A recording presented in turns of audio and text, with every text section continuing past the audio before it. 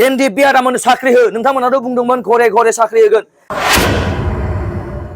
फेरेंगा सारनि गामिनि रायजो राजायानो सरकार गैयै पार्टियाव दिनै बिथांमोना जयेन जाफैदों नोंथांमोना दिनैनि दिनावहाय अरुणोदयनि फेक मोनसे फर्म रानदों बे फेरेंगा सारनि न' खाथिनिनो गामि बा फेरेंगा सारनि गामियावनो फेरेंगा सारा गावनि गामियावनो जेबो मावाखै अब्ला जोंनि रायजो राजाया साननाया गाहाम गावनि गामियावनो जुदि जेबो मावाखैबा गुबुन गामियाव मा मावहैगोन दिनै जोङो सासे इएमनि गामियाव दंफैयो बे गामिनि नामानो जाहैबाय बिक्रमपुर गामि जोंनि बिडिसिनि फरेस्ट डिपार्टमेन्ट इएम सारनि गामियाव जों दिनै दंफैयो दिनैजों जों सानथाम जाबाय बे गामिनि रायजो राजाजोंहाय जे जोंनि इएमआ गावनि उसुङाव मा मावदों मा मावाखै बिनि खबर लानो थाखाय जों दिनै सानथामनिफ्रायनो बे गामियाव मिटिं खालामनाय जाबाय थादों आरो बिनि उनावहाय दिनै बे इएम सारनि गामियावहाय 86टा न'खर दिनै इउपिपिएलनि खामानि मावनायखौ मोजां मोनाखै जायनि थाखाय बिथांमोना फेरेंगा सारनि गामिनि रायजो राजायानो इउपिपिएलआव थाङालासिनो बिपिएफआवहाय सरकार गैयै पार्टियाव दिनै बिथांमोना जयेन जाफैदों दिनै आं बेनि गेजेरजों फंसे बाथ्रा बुंनो सानदों नोंथांमोना दिनैनि दिनावहाय अरुणोदयनि फेक मोनसे फर्म रानदों मिसा नंखाय अरुणोदयनि नोंथांमोना फर्म रानगासिनो दङ जुदि नोंथांमोना मडेल कड अफ कन्डाक्टखौ भायलेट खालामखाबायब्ला हायोबा आं मोनसे खावलायगोन जोंनि बे गामिनि इएम सारखौहाय नोंथांनि गामियावनो नोंथाङा दासिमबो दिनैहाय सेन्ट ग्रेभेल थरसेबो खोलैनो हायाखै सिसि ब्लक बानायफैनो हायाखै बे गामियाव नोंथांनि उसुङावनो बे फेरेंगा सारनि न' खाथिनिनो गामि बा फेरेंगा सारनि गामियावनो फेरेंगा सारा गावनि गामियावनो जेबो मावाखै अब्ला जोंनि रायजो राजाया साननाया गाहाम गावनि गामियावनो जुदि जेबो मावाखैबा गुबुन गामियाव मा मावहैगोन आरो आङो बे गामिनि रायजो राजाजों सावरायनानैहाय मोनसे खोथा मोनथिनो मोनबावदों जोंना इएम साराहाय बे गामिनि गोथैसालि दंमोन गोदोनि समाव बिपिएफ सरकार थानाय समाव बे गामिनो गोथैसालि हिसाबै जोंना बिपिएफआ हगारना होदोंमोन बेखौ खोनानो मोननाय बायदिबा जोंना फेरेंगा साराहाय गोथैसालिखौ गावनि नाम खालामहां जानानै दङ बेयाव आं मोनसे खोथा खावलायनो सानदों फेरेंगा सारखौहाय नोंथाङा बा नोंथांनि पार्टियाहाय जुदि इसिबां गोहो दंबा हा सेनो हालायनाय जुदि नोंथांनि पार्टिया दङब्ला गोहो बै गुवाहाटीनि जेलाव थानाय एनडिएफबि आदामोनखौ बख'नानै देखायना दिनै बिथांमोननि केसखौ फोजोब गोहो दङब्ला नोंथांमोननि सरकारा गोहो दङब्ला जेलाव थानाय रन्जन दैमानि सार बिथांमोनखौ बख' नोंथांमोननि सरकारा गोहो दङब्ला दिनैहाय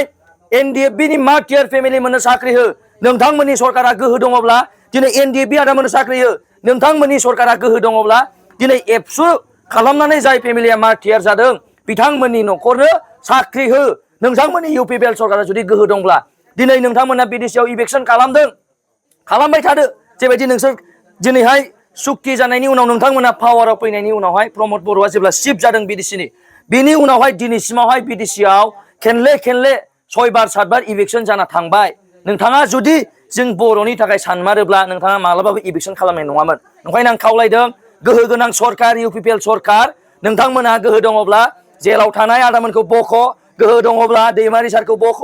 गोहो दङब्ला एनडिएफबि आदामोननो साख्रि हो नोंथांमोनाथ' बुंदोंमोन घरे घरे साख्रि होगोन न'खर साख्रि होनायनि बाथ्रा बुंदोंमोन दे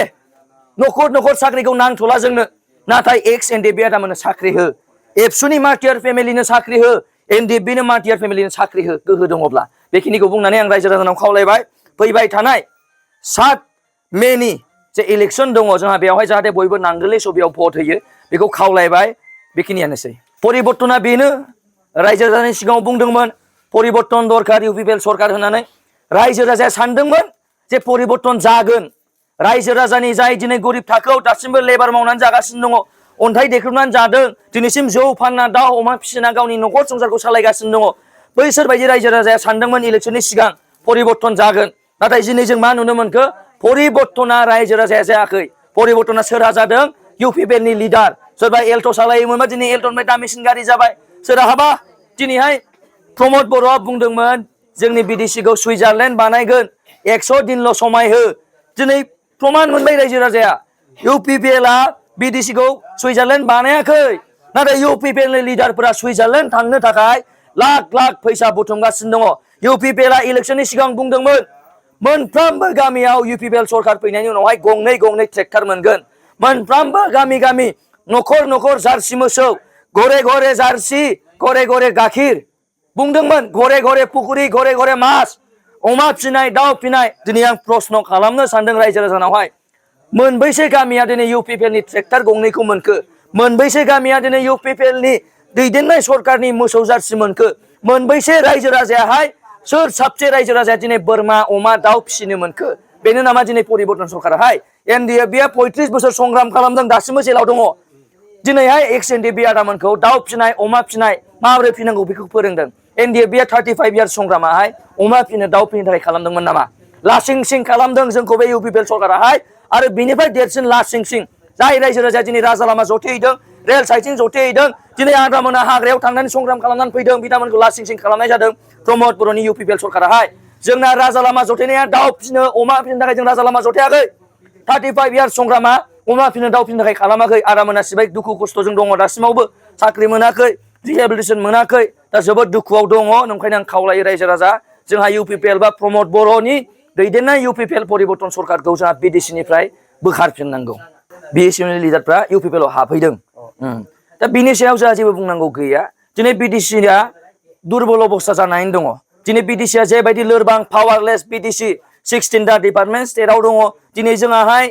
सेन्ट्रेल सिलेक्शन बोर्ड स्टेटनो हरदोंमोन जाय बेक्तिया बुजिदों बिडिसिआ दुरबल जादों बे बेक्तिया दिनै बिपिएफआव दङ जाय बेक्तिया थाखा फैसानि सायाव साननाय दङ बिथांमोना इउपिपिएलआव थांदों मानो होनबा इउपिपिएलआ रायजो राजानि थाखाय खामानि मावाखै बेक्तिगत स्वार्थ माबोरै थाखा फैसा खालामनो हायो बेखिनि खामानिसो बिथांमोना मावगासिनो दङ ओंखायनो जाय थांदों बिथांमोनाव जा बुंनांगौ गैया बिथांमोना सासे सानै थांदों खिन्थु जोंनि बिपिएफआवहाय नै दाख्लै बावैसो बारा गोबाव सम जायाखै साबा डक्टरेट डिग्री फरायबाय थानाय पिएचडि फरायबाय थानाय साबा बिथांमोना बिपिएफआव जगदान जादों दिनैहाय जोंना एमएससि खालामनाय एमए खालामनाय बिए खालामनाय बिएससि खालामनाय बा एक्जिस्टिं स्टुडेन्ट बिए बिएससिनि एमए एमएससिनि दिनै जोंनि बिपिएफ राजखान्थि दलावहाय बिथांमोना उइदाउट एनि कन्डिशन नोंथांमोनाबो सोंहैनो हागोन जाय जइन जादों उइदाउट एनि कन्डिशन बिडिसिनि पावारलेस जानायखौ पावारफुल खालामफिननायनि सार्थआव बिथांमोना दिनै बिपिएफआव जइन जाफैदों मानो होनबा बिथांमोनाबो मोनथिगौ बिपिएफआल' मोनसे राजखान्थि दल जाय दिनै बिडिसिनि पावारखौ गोरायै लाखिगोन आरो लाखिफिनबावगोन